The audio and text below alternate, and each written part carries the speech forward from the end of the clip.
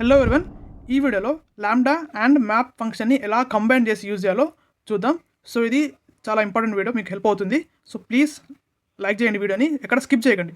Even మీరు like చేయకపోయినా పర్లేదు కానీ వీడియో మాత్రం స్కిప్ చేయకండి, మీకు ఈ వీడియో హెల్ప్ఫుల్ అవుతుంది. ఇక్కడ క్వశ్చన్ ఉంది, square each number in a list, don't use loops.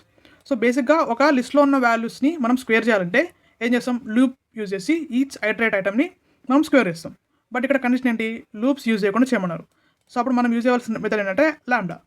ఇక్కడ నేను ఒక వేరియబుల్ తీసుకున్నాను, లాంబ్డా గురించి వీడియో చేశాను, ఆ వీడియో లింక్ డిస్క్రిప్షన్లో ఇస్తాను, ఒకసారి చెక్ చేయండి.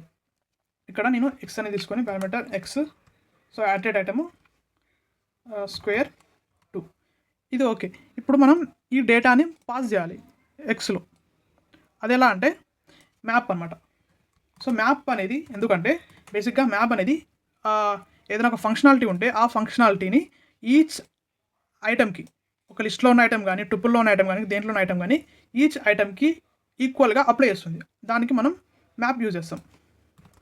ఇక్కడ డేటా పాస్ చేసా అండ్ క్లోజ్, దాన్ని ఇది రన్ అవుతుంది. అండ్ నాకు ఇది లిస్ట్లో కావాలి కాబట్టి ఇక్కడ నేను లిస్ట్ ఆఫ్ ఇచ్చా,